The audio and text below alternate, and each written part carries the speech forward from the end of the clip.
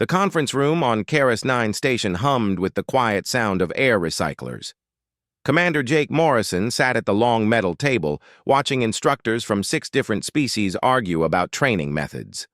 His coffee had gone cold an hour ago, but he kept the cup in his hands anyway.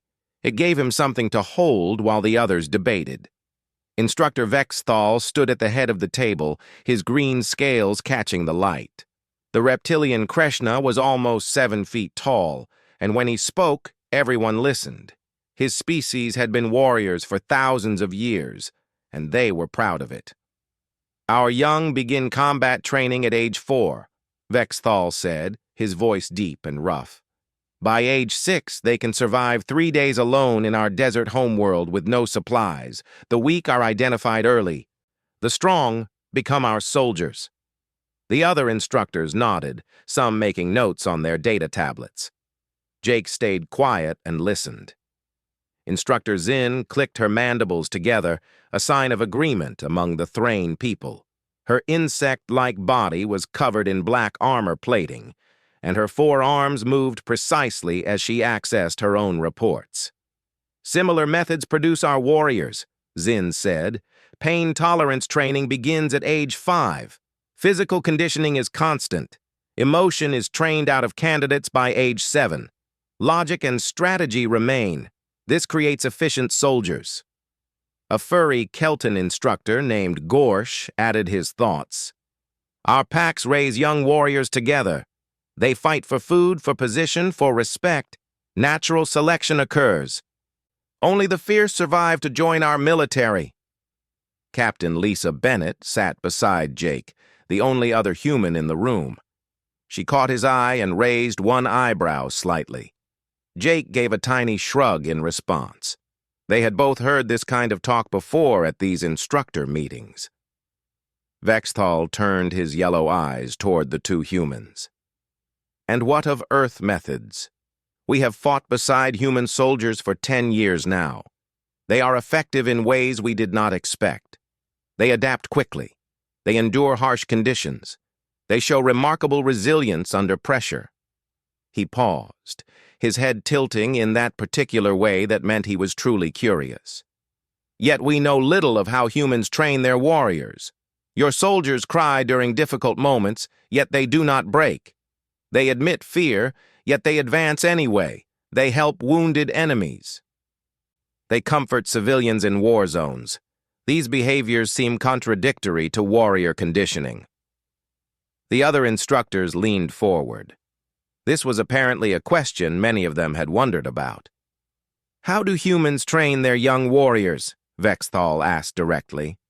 "What methods create such unusual soldiers? Do you also begin training at age 4 or 5? What is your selection process? How do you remove weakness while maintaining this strange compassion we observe?"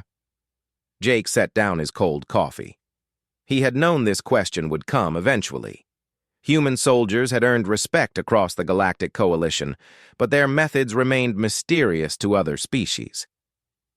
"It might be easier if I show you," Jake said. "I brought footage from Earth. Actual recordings of human training." Zin's antennae perked up with interest. "You document your warrior training programs?" "We document everything," Lisa said with a slight smile. "Sometimes too much." Vexthal's scales rippled along his spine, a gesture of anticipation. "Yes, show us. We are most interested to see human methods." Gorsh growled his agreement, and the other instructors around the table voiced their approval. They were all curious now. Jake stood and moved to the holographic display system at the front of the room.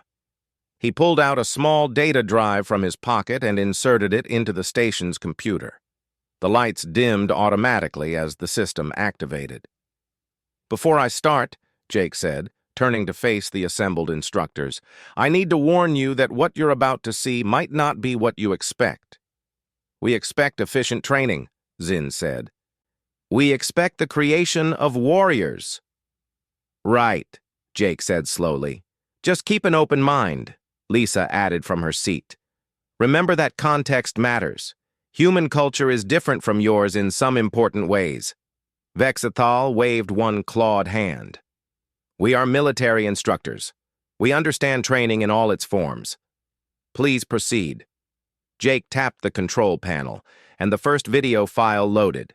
The holographic display filled the center of the room with a three-dimensional image that everyone could see from their seats.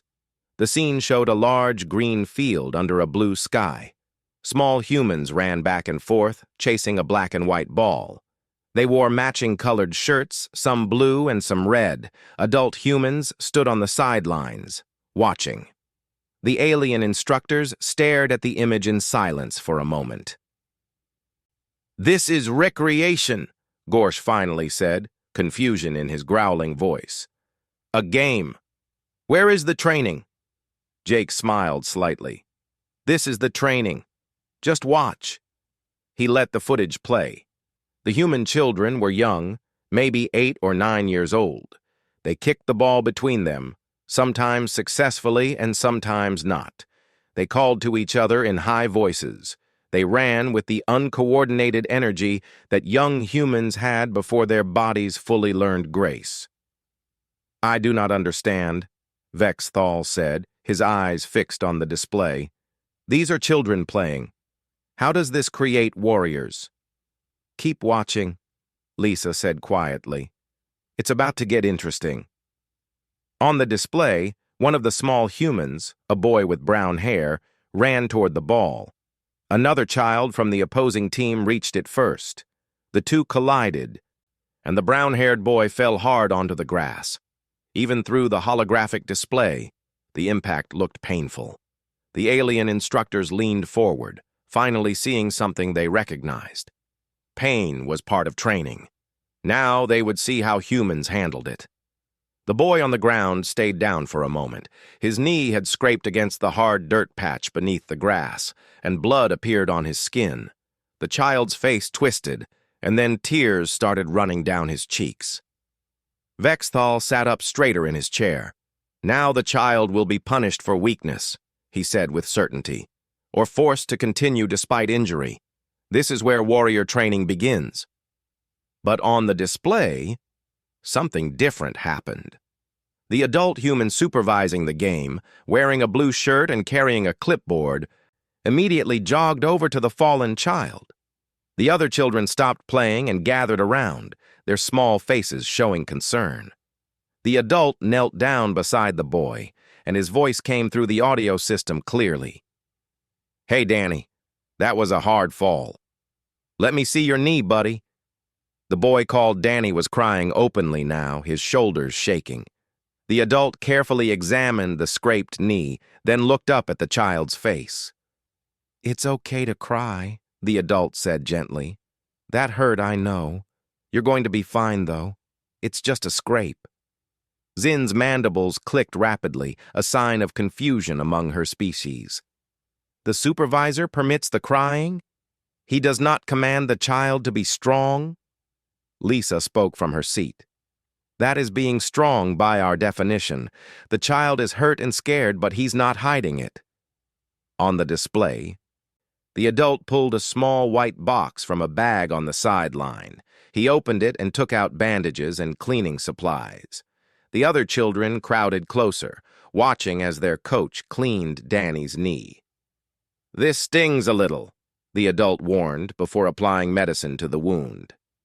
Danny cried harder for a moment, but he held still.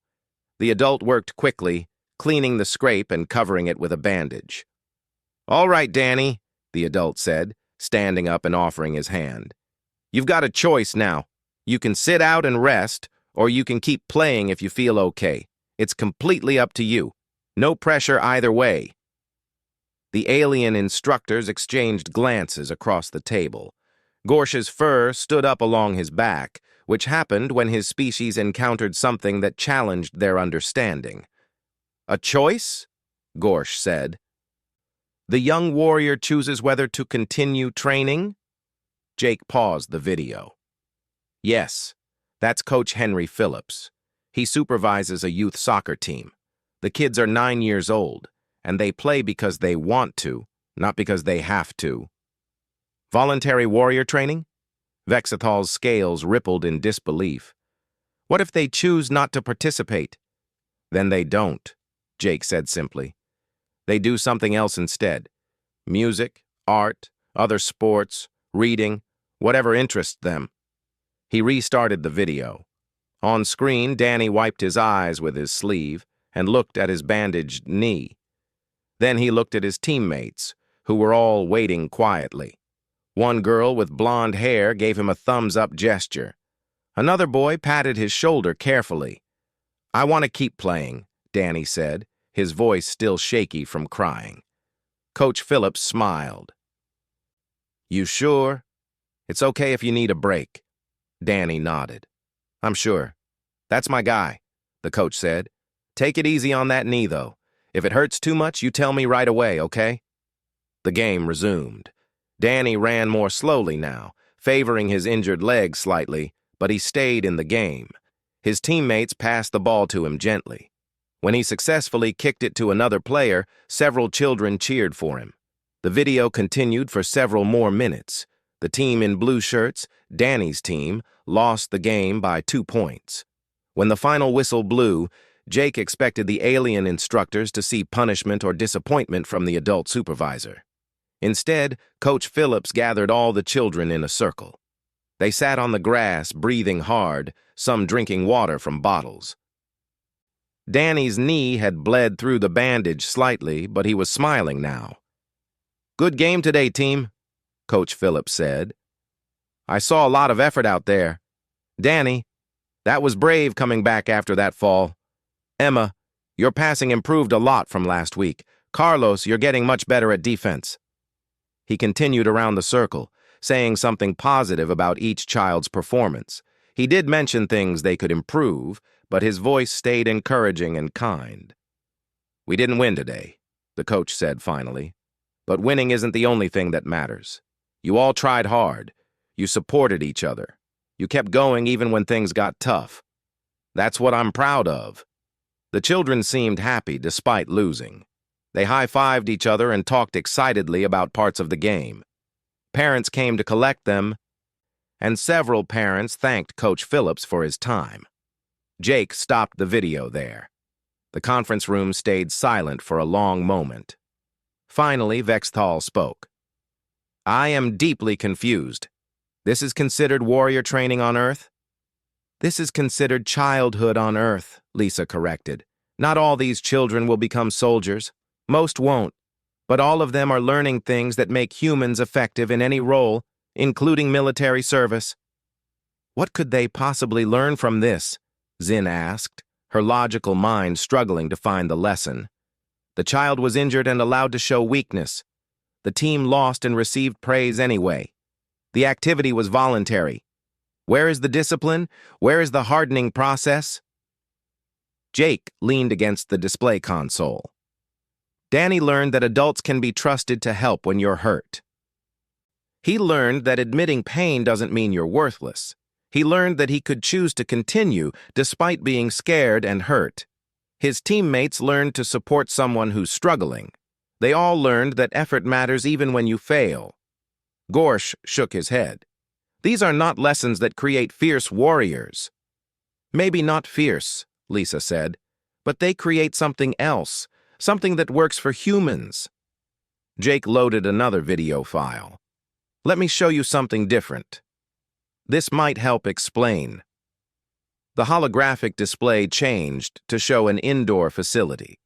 A large rectangular pool filled with blue water took up most of the space. The walls were painted with bright colors, and floating toys bobbed on the water's surface. Several human children splashed and played in the shallow end, while adults supervised them. "Another recreation facility," Vexthal observed. "What is the purpose of this water training?" "Swimming," Jake said. "Most humans learn to swim as children. It's a survival skill, but also considered important for overall development." The camera focused on one small girl standing at the pool's edge. She looked about 6 years old, with dark hair pulled back in a ponytail. Her small hands gripped the metal railing along the pool deck so tightly that her knuckles turned white. Her whole body trembled, An adult woman stood in the shallow water near the edge, looking up at the frightened child. The woman's name tag read, Patricia Lewis, Instructor. "Hi, Emma," Patricia said, her voice calm and warm. "I'm so glad you came today. The water can seem scary when you're not used to it, can it?" The girl named Emma nodded quickly, not loosening her grip on the railing. "We're going to take this very slowly," Patricia continued. "You're completely in control here. We only do what you're ready for, okay? Nothing more." Gorsh leaned forward in his seat. "She will force the child into the water. Fear is overcome through immersion. This is basic training principle across all species." But Patricia made no move to pull or push Emma. Instead, she just stayed in the water, sitting on the pool's steps where the water was only knee-deep. "How about you just sit on the edge and put your feet in?" Patricia suggested. "You don't have to get in the water at all, just feet." Emma hesitated for a long time. The video showed her looking at the water, then at Patricia, then at the other children playing happily in the pool. Finally, very slowly, she sat down on the edge and dangled her legs over. Her feet touched the water and she jerked them back immediately.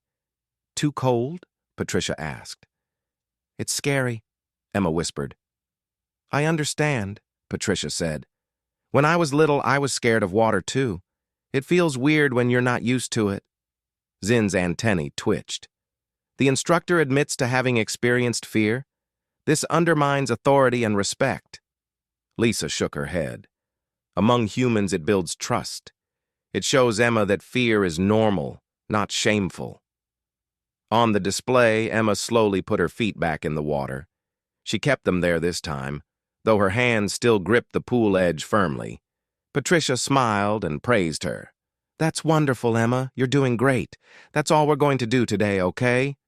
Just getting comfortable with the water touching you." The video jumped forward in time. Text on the screen indicated that 2 weeks had passed. Emma was back at the pool, and this time she sat on the steps in the shallow water with Patricia. The water came up to her waist, but her face showed the same fear as before.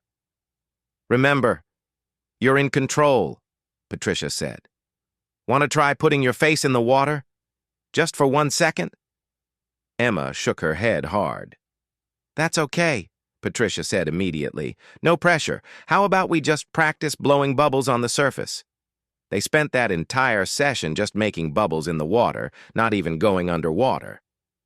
Emma laughed a few times when she made particularly big bubbles, but she never put her face under. Vexthal stood up from his chair, agitation clear in his movements.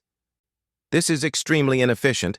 The child should be thrown into deep water. Survival instinct will force her to swim. This is how all species learn water navigation quickly." Jake paused the video and turned to face the reptilian instructor. "We used to do it that way, actually. Hundreds of years ago, humans did force children into water to make them learn fast." "And?" Vexthal prompted. "And we learned it was a terrible idea," Jake said quietly. "It did make children learn to keep themselves from drowning, but it also created deep fear that lasted their whole lives.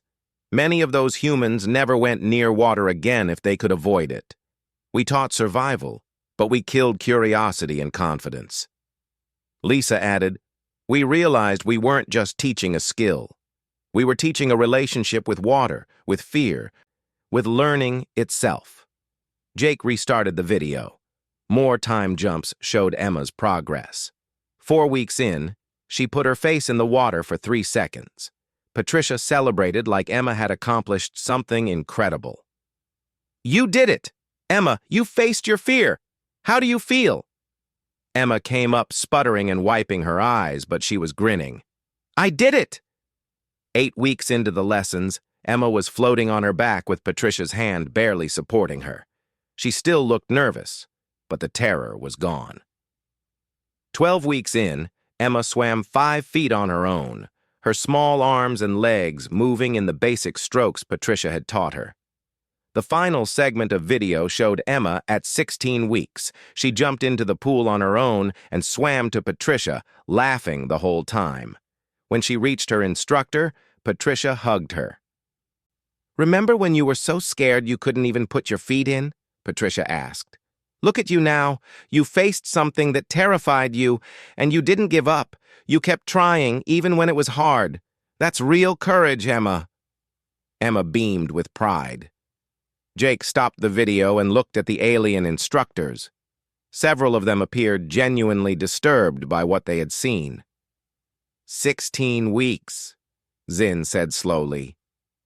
To teach a simple survival skill that could be learned in one day through forced immersion. Yes, Jake agreed. 16 weeks. Why? Gorsh demanded. Explain the logic of this inefficiency. Jake moved away from the display console and walked back to the conference table. He sat down in his chair and looked at each alien instructor carefully before speaking. Because Emma didn't just learn to swim, he said. She learned that her fear was valid. She learned that she could trust Patricia to keep her safe. She learned that she could move through fear at her own pace. She learned that courage isn't the absence of fear. It's continuing despite being afraid. He gestured toward the frozen image still showing on the display. When Emma faces something frightening as an adult, she'll remember that she once conquered the pool. She'll know she can do hard things. That lesson is worth 16 weeks.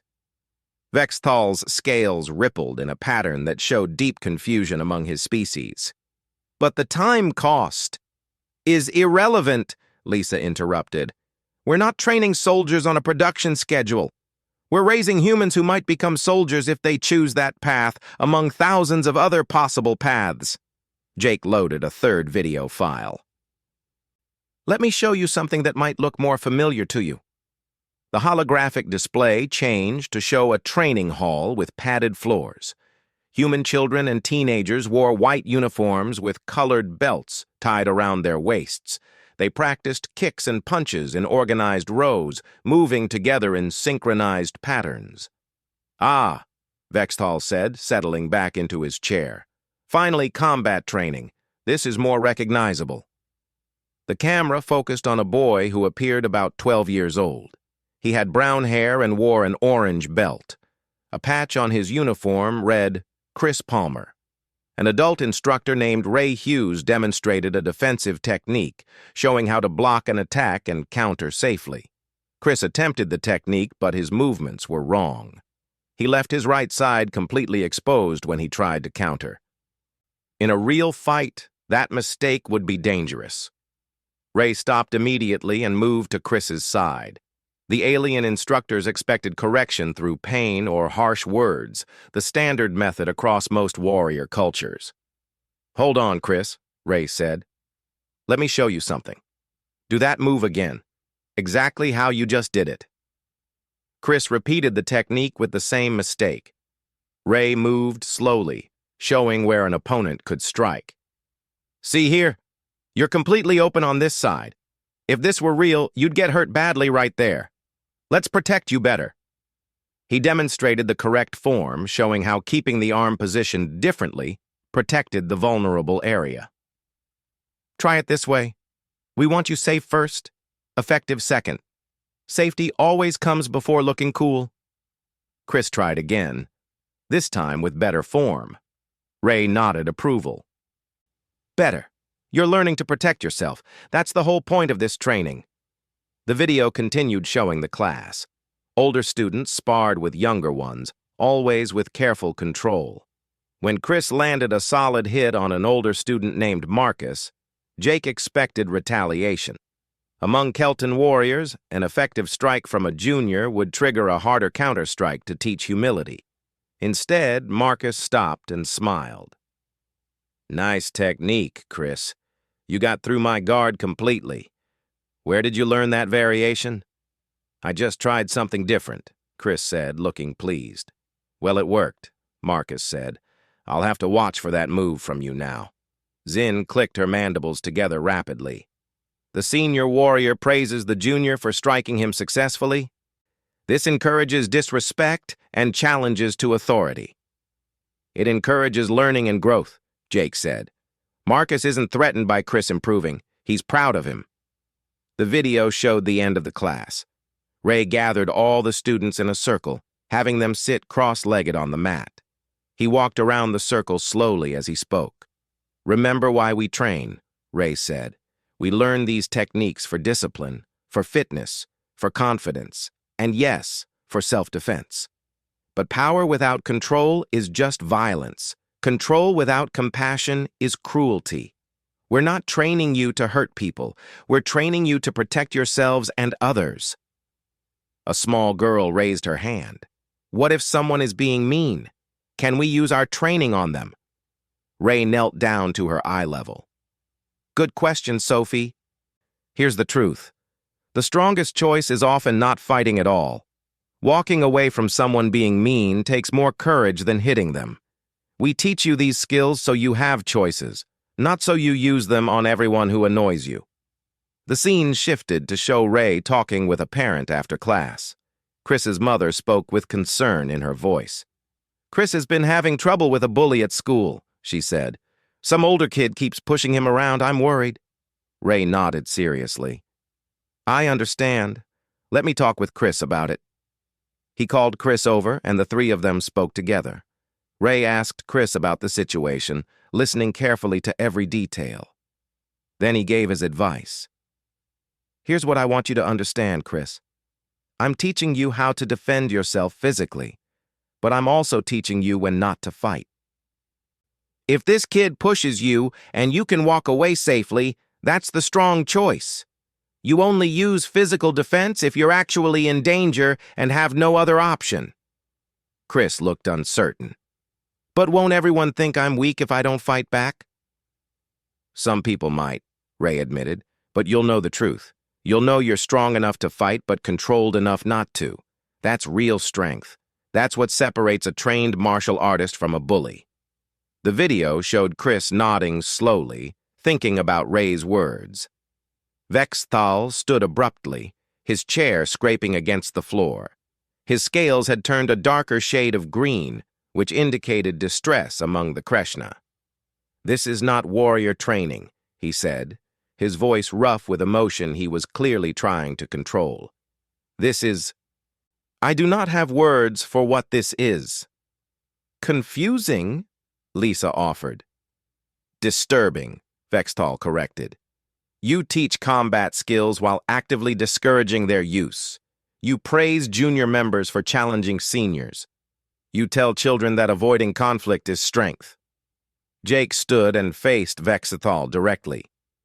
"Let me show you one more thing. Then maybe it will all make sense." He loaded the final video file. The holographic display showed an outdoor campground surrounded by tall trees.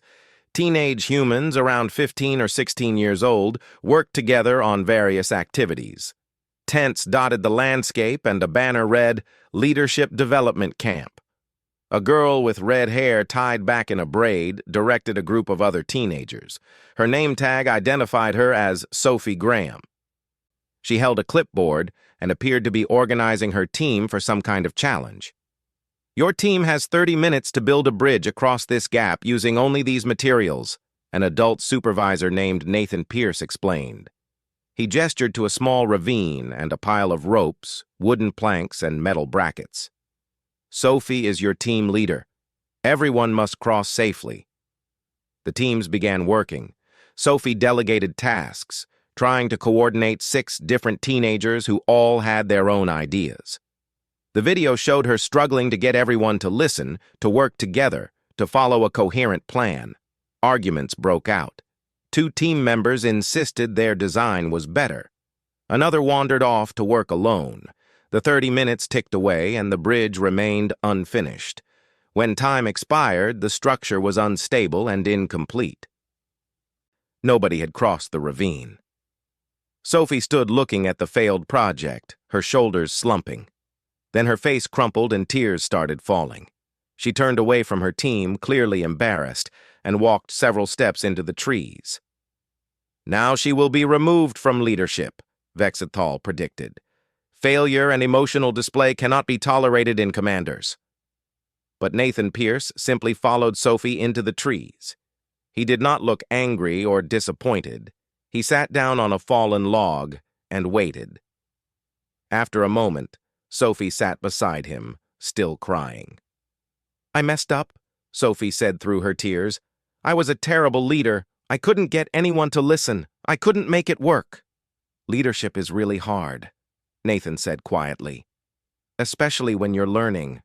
Can I ask you something?" Sophie nodded, wiping her eyes. "Did you give up on your team?" Nathan asked. Sophie shook her head. "No, I tried everything I could think of." "Did your team give up on you?" Sophie looked back toward where her teammates waited. Several of them were looking in her direction with concerned faces. "I don't think so." "Then you didn't fail at the most important parts," Nathan said. "You kept trying. Your team stayed together. The bridge didn't work, but those other things did." Sophie cried harder for a moment, but she was listening. "Leadership isn't about never failing, Sophie. It's about what you do after failure. You can choose to learn from this or let it defeat you. Which do you want?" Sophie took a shaky breath. "Learn from it, I guess." "Good," Nathan said. "So let's go back and talk with your team. Figure out what went wrong." "That's what real leaders do." They walked back together. Sophie's teammates gathered around her immediately. One boy handed her a bottle of water. A girl squeezed her shoulder supportively. "I'm sorry I couldn't get us across," Sophie said, her voice still thick from crying. "It's okay," one teammate said. "We were arguing too much. That wasn't your fault." "I should have listened to your plan better," another admitted. Sophie led a discussion about what went wrong, even while her eyes were still red from tears. The team talked through better communication methods, different design approaches, and how to handle disagreements. She was learning leadership through failure, supported by the same people she had failed. Jake paused the video and pulled up a different file. "Now watch this." The display split into multiple screens. Each one showed a different person in military situations. Text identified them as current coalition soldiers. One screen showed Danny from the soccer game, now an adult man in uniform. He coordinated a military unit with patient, clear communication. When one soldier made a mistake, Danny corrected him calmly and encouraged him to try again. Another screen showed Emma from the swimming pool, now a young woman leading a rescue operation in a flooded settlement. She moved through chest-deep water with confident, practiced strokes, helping terrified civilians who could not swim. Her voice stayed calm and reassuring even in the crisis. A third screen showed Chris from martial arts class, now a soldier carefully restraining a hostile person without causing injury. He protected nearby civilians while using minimal force, his control absolute. The fourth screen showed Sophie from leadership camp making a difficult command decision during a tense standoff. Her voice shook slightly as she spoke. "I'm afraid too," she admitted to her squad over the radio. "But we're doing this anyway. Stay with me." The final compilation showed human soldiers after a battle. They moved through a devastated area, helping injured alien civilians. A human medic bandaged a Krishna child's wound with the same gentle care that Coach Phillips had shown Danny years earlier. Another human soldier sat with a traumatized Thrain family, speaking softly and offering comfort. The display showed Vexthal himself in this footage, watching human soldiers work. The camera captured moisture gathering in his yellow eyes, the Krishna equivalent of tears. Jake let the footage play without commentary. The alien instructors watched in complete silence. Several of them showed signs of deep emotion by their species' standards. Finally, Jake stopped the playback. The conference room stayed quiet for a long moment. Vexithal spoke first, his voice rougher than usual. "We train our young to be unbreakable, hardened, without weakness." He paused, struggling with the words. "You train yours to break and heal and become stronger in the broken places. Zin's antennae drooped, a rare display of vulnerability for her logical species. We create soldiers. You create humans who can be soldiers when needed, but remain human always. Gorsha's fur had flattened completely against his body, a sign of deep contemplation. The crying child on the field, the frightened child at the pool, the failing leader at the camp. They all became effective warriors without losing the capacity for gentleness. Jake nodded slowly. Our secret isn't that we're fearless. It's that we learned early that everyone feels fear, everyone falls, everyone needs help sometimes. That knowledge doesn't make us weak. Lisa finished his thought. It makes us unafraid to be human, even in impossible situations. Vextal stood, his full height imposing in the small room. But his posture had changed. The proud rigidity was gone, replaced with something softer. I came to this meeting believing humans succeeded despite their compassion, he said quietly. I see now you succeed because of it. He looked at the frozen image on the display, showing a human soldier comforting an alien child. You teach your young that vulnerability is acceptable, that asking for help is wisdom, that tears do not equal weakness. Then when they face true hardship, they are not afraid of their own humanity. They use it. Other instructors around the table nodded slowly. Understanding was spreading through the room like dawn breaking. Nathan, the Thrain instructor, spoke carefully. This changes much about how we view human military effectiveness. We thought your methods were inefficient. We see now they were investing in something we did not understand. Jake looked at each instructor in turn. We don't train warriors. We raise children with patience, compassion, and second chances. Some of those children choose to become warriors. When they do, they bring all those lessons with them. The meeting ended quietly. Instructors from 6 species sat together, watching the display cycle through images of human children learning, failing, crying, and trying again. Understanding had replaced judgment. Vexithal remained after the others left. He stood before the display, watching footage of young Emma learning to swim. 16 weeks, he said softly, to teach courage disguised as swimming lessons. Jake stood beside him. Every human soldier you've ever fought beside had teachers like Patricia, like Ray, like Nathan. They learned early that fear is natural, failure is survivable, and asking for help is strength. The Kreshna warrior nodded slowly, his scales shifting to a lighter, peaceful green. We have much to learn from humans, Vexithal admitted, though it will be difficult to change thousands of years of tradition. Start small, Jake suggested with a slight smile. Maybe just allow the tears first. See what happens. Vexthal's scales rippled in the pattern that meant deep amusement among his kind.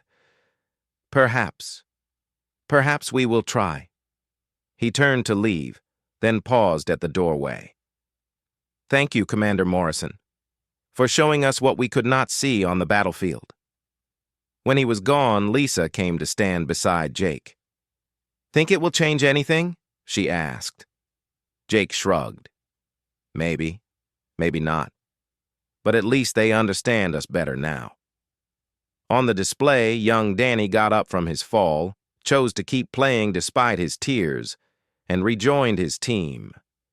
The image froze there, capturing the moment a child learned courage through compassion. That's all we can ask for, Jake said quietly. Understanding.